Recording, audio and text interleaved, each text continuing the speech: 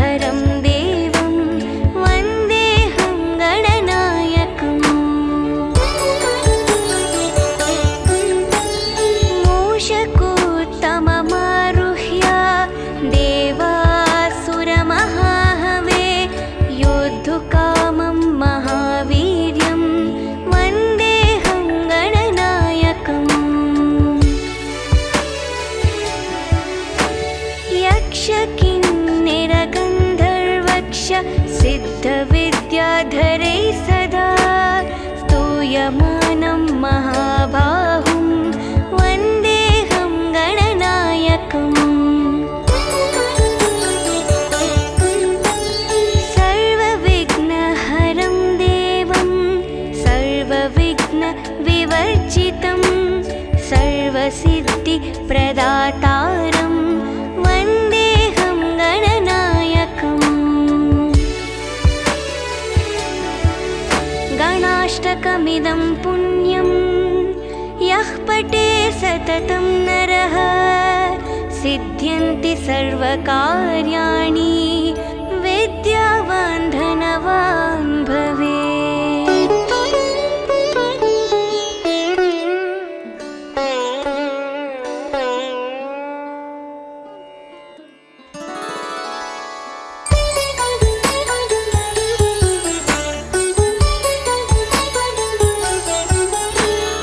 एकदन्तं महाकायं तप्तकाञ्चनसन्निभं लम्बोदरं विशालाक्षं वन्देऽहं गणनायकम्।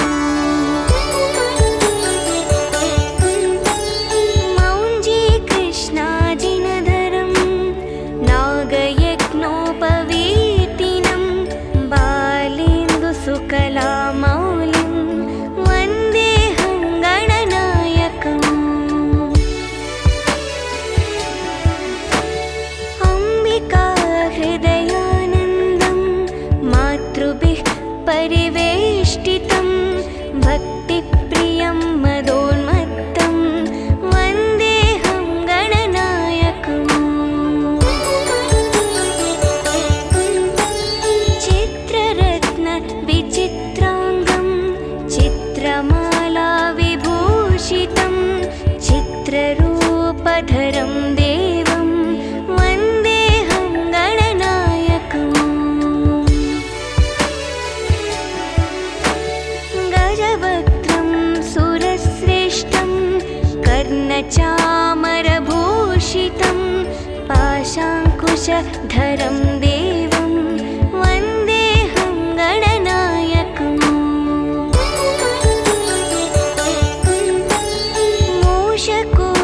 मूषकोत्तममारुह्य देवासुरमहाहवे योद्धुकामं महावीर्यं वन्देऽहं गणनायकम्। यक्षकिन्निरगन्धर्वक्ष सिद्धविद्याधरैः सदा स्तूयमानं महाबाहुं वन्देऽहं गणनायकम्। सर्वविघ्नहरं देवं सर्वविघ्नविवर्जितं सर्वसिद्धिप्रदातारं वन्देऽहं गणनायकम्। गणाष्टकमिदं पुण्यं यः पठे सततं नरः सिद्ध्यन्ति सर्वकार्याणि विद्यावान् धनवान् भवेत्।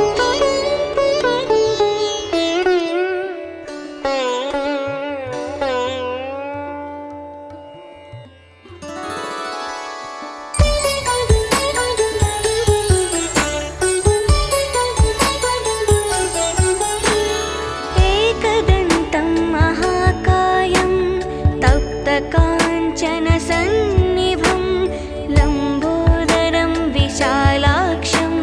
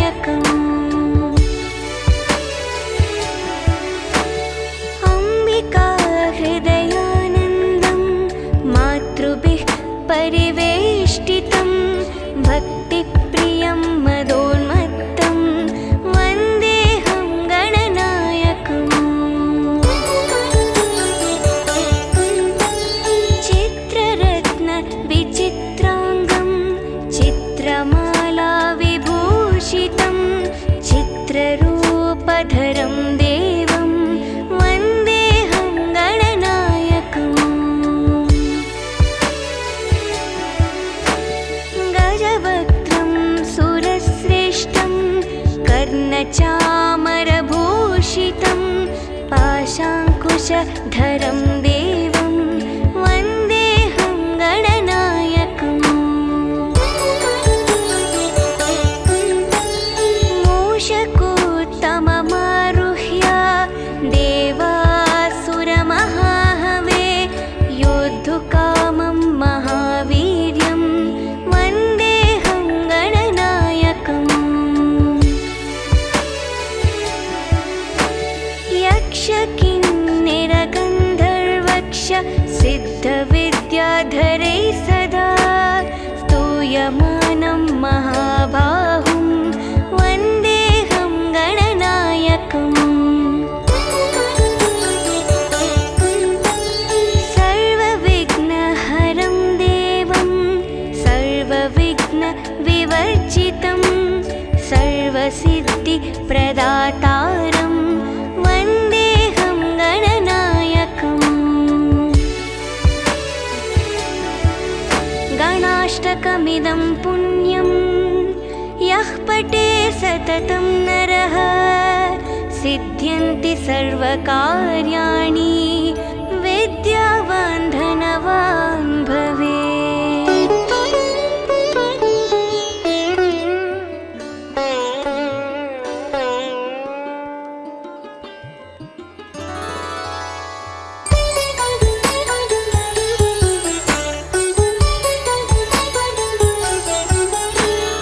एकदन्तं महाकायं तप्तकाञ्चनसन्निभं लम्बोदरं विशालाक्षं वन्देऽहं गणनायकम् मौञ्जीकृष्णाजिनधरं नागयज्ञोपवीतिनं बालेन्दुसुकलामौलिं वन्देऽहं गणनायकम् अम्बिकाहृदयानन्दं मातृभिः परिवेष्टितं भक्तिप्रियं मदोन्मत्तं वन्देऽहं गणनायकम् चित्ररत्नविचित्राङ्गं चित्रमालाविभूषितं चित्ररूपधरं देवं वन्देऽहं गणनायकम् गजवक्त्रं सुरश्रेष्ठं कर्णचामरभूषितं पाशाङ्कुशधरं देवं वन्देऽहं गणनायकम्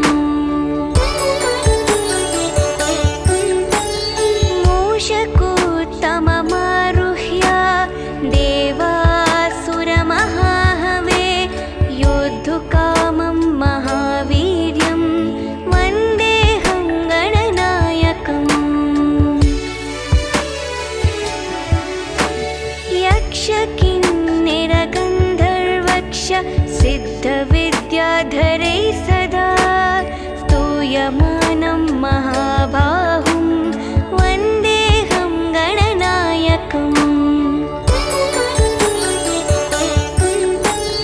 सर्वविघ्नहरं देवं सर्वविघ्नविवर्जितं सर्वसिद्धिप्रदातारं वन्देऽहं गणनायकम्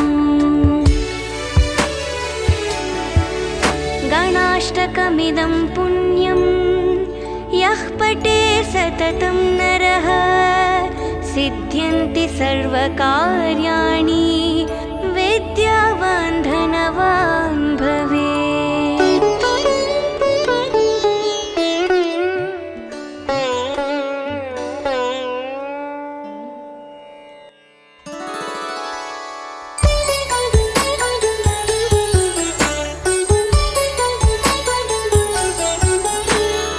एकदन्तं महाकायं तप्तकाञ्चनसन्निभं लम्बोदरं विशालाक्षं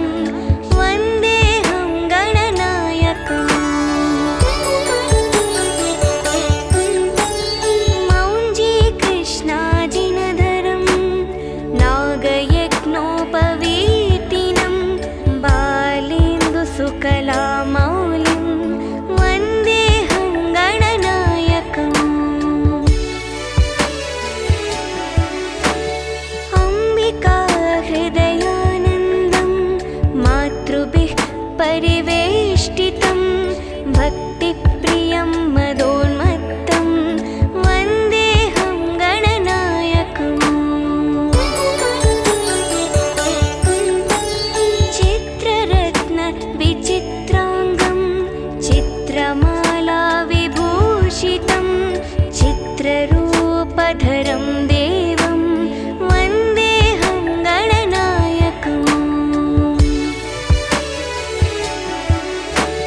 गजवक्त्रं सुरश्रेष्ठं कर्णचामरभूषितं पाशाङ्कुशधरं देवं वन्देऽहं गणनायकम् मूषकोत्तममारुह्य देवासुरमहाहवे योद्धुकामं महावीर्यं वन्देऽहं गणनायकम् यक्षकिन्निरगन्धर्वक्ष सिद्धविद्याधरै सदा स्तूयमानं महाबाहुं वन्देऽहं गणनायकम्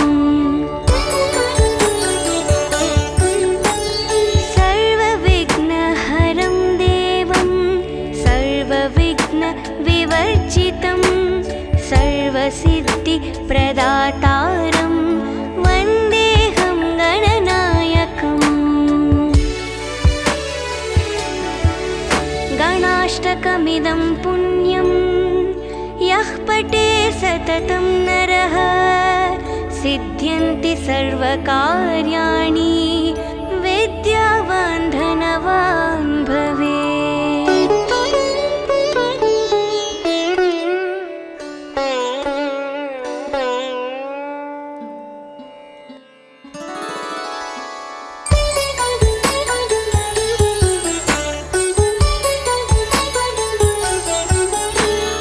एकदन्तं महाकायं तप्तकाञ्चनसन्निभं लम्बोदरं विशालाक्षं वन्देऽहं गणनायकम्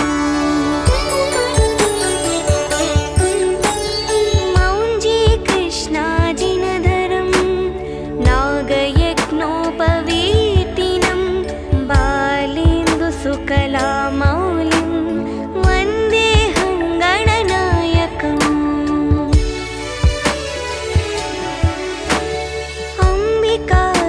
अम्बिकाहृदयानन्दं मातृभिः परिवेष्टितं भक्तिप्रियं मदोन्मत्तं वन्देऽहं गणनायकम्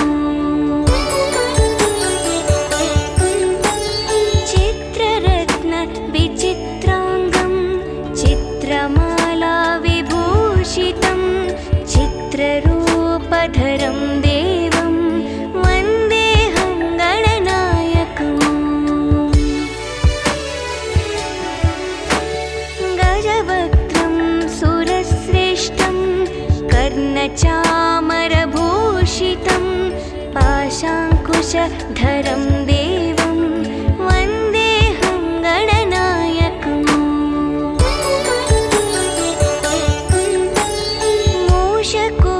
मूषकोत्तममारुह्य देवासुरमहाहवे योद्धुकामं महावीर्यं वन्देऽहं गणनायकम् यक्षकिन्निरगन्धर्वक्ष सिद्धविद्याधरै सदा स्तूयमानं महाबाहुं वन्देऽहं गणनायकम् सर्वविघ्नहरं देवं सर्वविघ्नविवर्जितं सर्वसिद्धिप्रदातारं वन्देऽहं गणनायकम् गणाष्टकमिदं पुण्यं यः पठे सततं नरः सिद्ध्यन्ति सर्वकार्याणि विद्यावान् धनवान् भवेत्।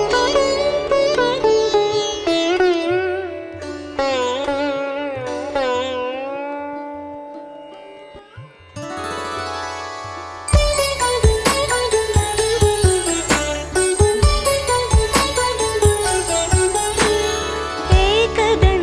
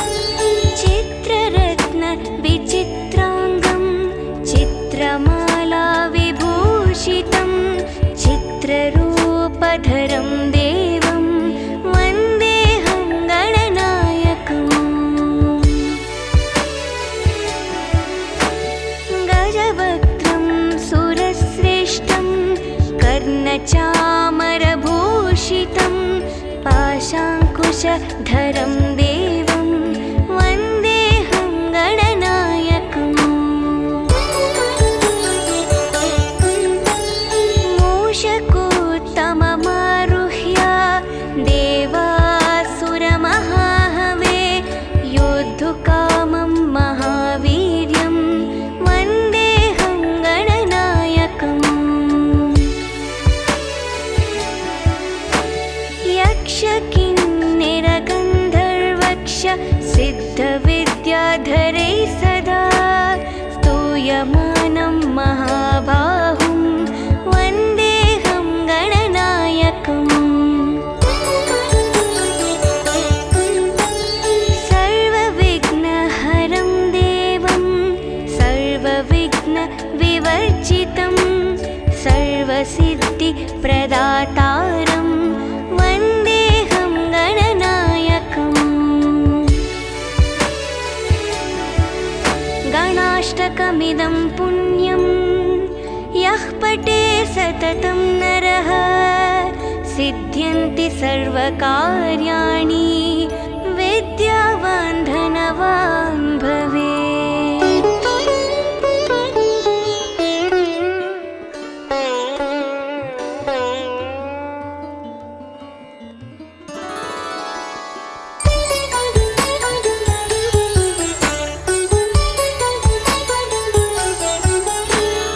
एकदन्तं महाकायं तप्तकाञ्चनसन्निभं लम्बोदरं विशालाक्षं वन्देऽहं गणनायकम् मौञ्जीकृष्णाजिनधरं नागयज्ञोपवीतिनं बालेन्दुसुकलामौलिं वन्देऽहं गणनायकम् अम्बिकाहृदयानन्दं मातृभिः परिवेष्टितं भक्तिप्रियं मदोन्मत्तं वन्देऽहं गणनायकम् चित्ररत्नविचित्राङ्गं चित्रमालाविभूषितं चित्ररूपधरं देवं वन्देऽहं गणनायकम् गजवक्त्रं सुरश्रेष्ठं कर्णचामरभूषितं पाशाङ्कुशधरं देवं वन्देऽहं गणनायकम्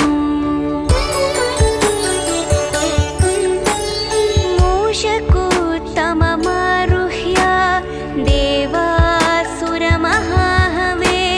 योद्धुकामं महावीर्यं वन्देऽहं गणनायकम्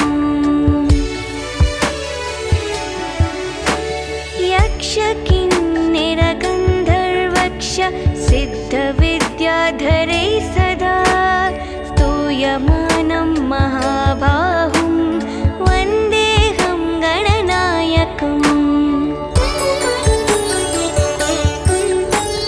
सर्वविघ्नहरं देवं सर्वविघ्नविवर्जितं सर्वसिद्धिप्रदातारं वन्देऽहं गणनायकम्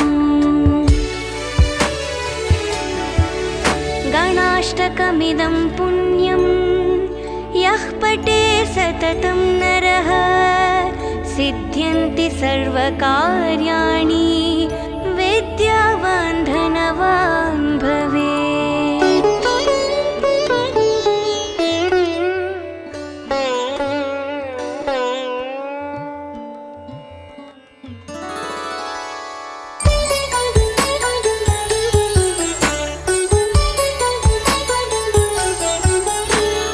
एकदन्तं महाकायं तप्तकाञ्चनसन्निभं लम्बोदरं विशालाक्षं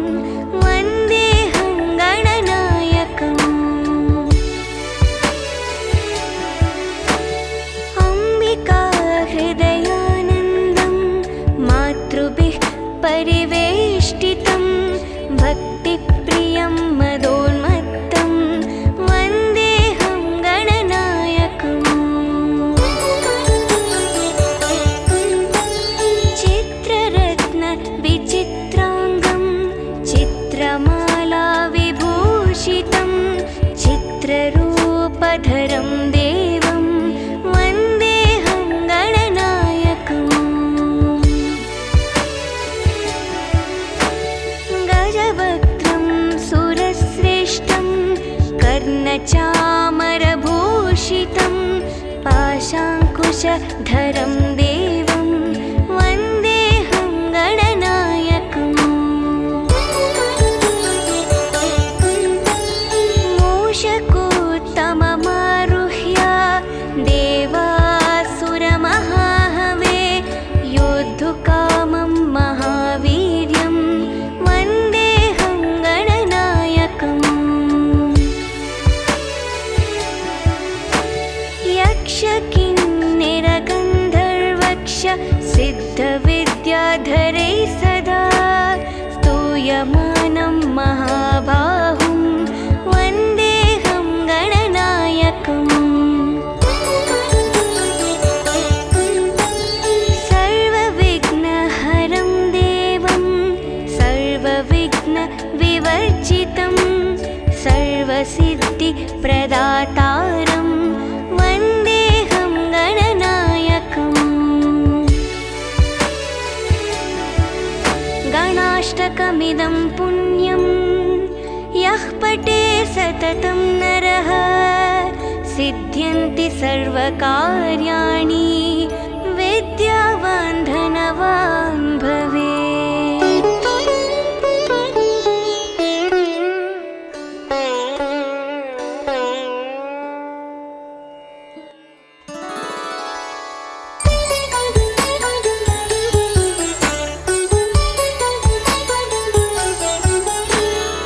एकदन्तं महाकायं तप्तकाञ्चनसन्निभं लम्बोदरं विशालाक्षं वन्देऽहं गणनायकम्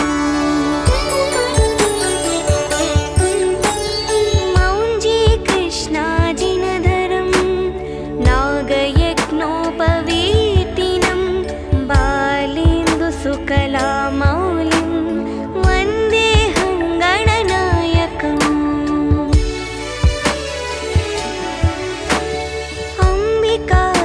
अम्बिकाहृदयानन्दं मातृभिः परिवेष्टितं भक्तिप्रियं मदोन्मत्तं वन्देऽहं गणनायकम् चित्ररत्नविचित्राङ्गं चित्रमालाविभूषितं चित्ररूपधरं देवं वन्देऽहं गणनायकम् गजवक्त्रं सुरश्रेष्ठं कर्णचामरभूषितं पाशाङ्कुशधरं देवं वन्देऽहं गणनायकम्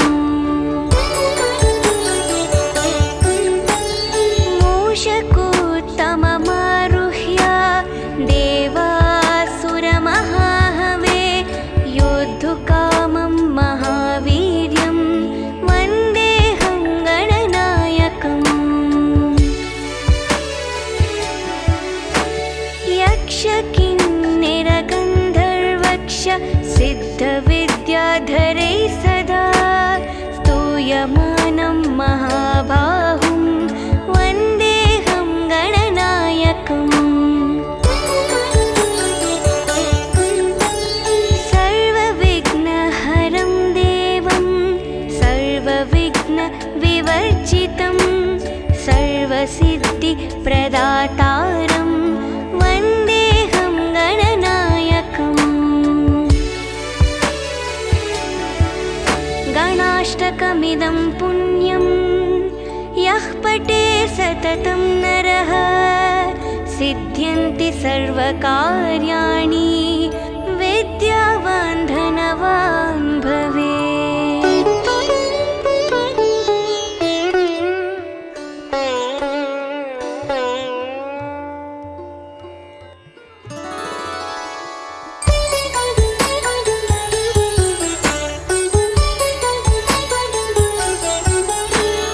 एकदन्तं महाकायं तप्तकाञ्चनसन्निभं लम्बोदरं विशालाक्षं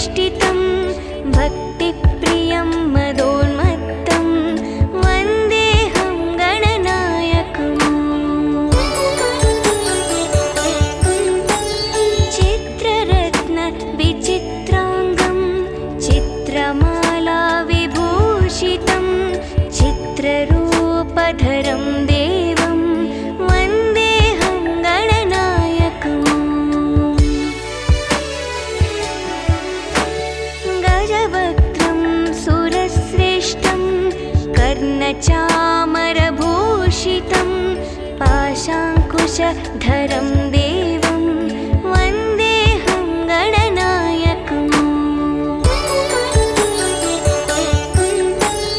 मूषकोत्तममारुह्य देवासुरमहाहवे योद्धुकामं महावीर्यं वन्देऽहं गणनायकम् यक्षकिन्निरगन्धर्वक्ष सिद्धविद्याधरैः सदा स्तूयमानं महाबाहुं वन्देऽहं गणनायकम् सर्वविघ्नहरं देवं सर्वविघ्नविवर्जितं सर्वसिद्धिप्रदातारं वन्देऽहं गणनायकम्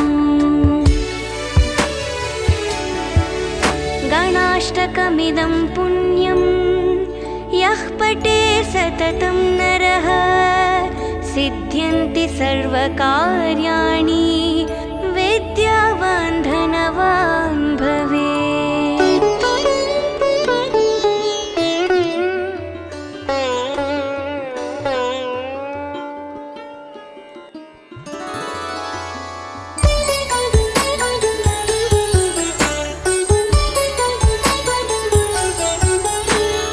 एकदन्तं महाकायं तप्तकाञ्चनसन्निभं लम्बोदरं विशालाक्षं वन्देऽहं गणनायकम् मौञ्जीकृष्णाजिनधरं नागयज्ञोपवीतिनं बालेन्दुसुकलामौलिं वन्देऽहं गणनायकम् अम्बिकाहृदयानन्दं मातृभिः परिवेष्टितं भक्तिप्रियं मदोन्मत्तं वन्देऽहं गणनायकम् चित्ररत्नविचित्राङ्गं चित्रमालाविभूषितं चित्ररूपधरं देवं वन्देऽहं गणनायकम् गजवक्त्रं सुरश्रेष्ठं कर्णचामरभूषितं पाशाङ्कुशधरं देवं वन्देऽहं गणनायकम्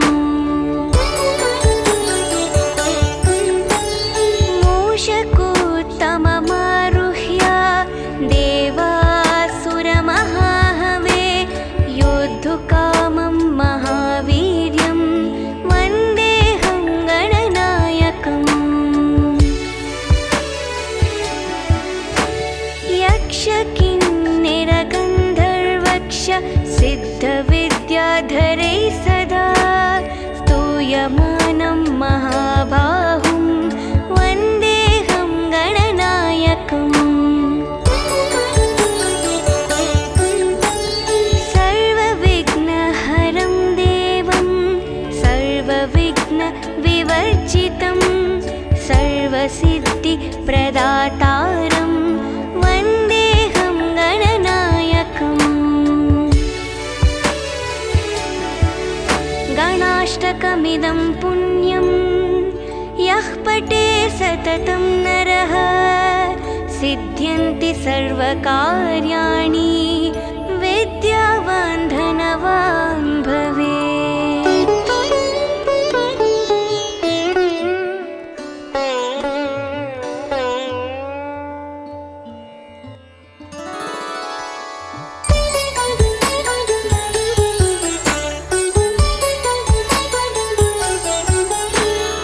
एकदन्तं महाकायं तप्तकाञ्चनसन्निभं लम्बोदरं विशालाक्षं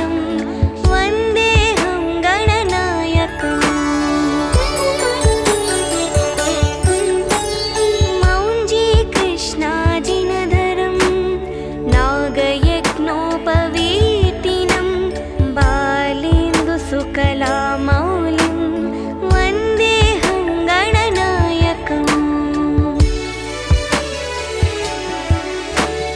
अम्बिका हृदयानन्दं मातृभिः परिवेष्टितं भक्तिप्रियं मदोन्मत्तं वन्देऽहं गणनायकम् चित्ररत्नविचित्राङ्गं चित्रमाला विभूषितं चित्ररूपधरं देवं वन्देऽहं गणनायकम् गजवक्त्रं सुरश्रेष्ठं कर्णचामरभूषितं पाशाङ्कुशधरं देवं वन्देऽहं गणनायकम्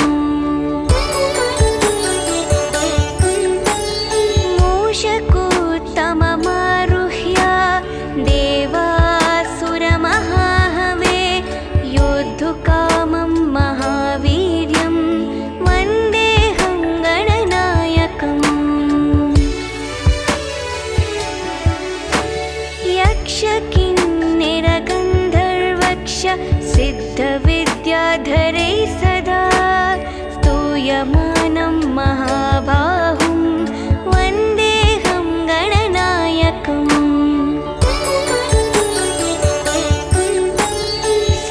सर्वविघ्नहरं देवं सर्वविघ्नविवर्जितं सर्वसिद्धिप्रदातारं वन्देऽहं गणनायकम् गणाष्टकमिदं पुण्यं यः पठे सततं नरः सिद्ध्यन्ति सर्वकार्याणि विद्यावान् धनवान् भवेत्।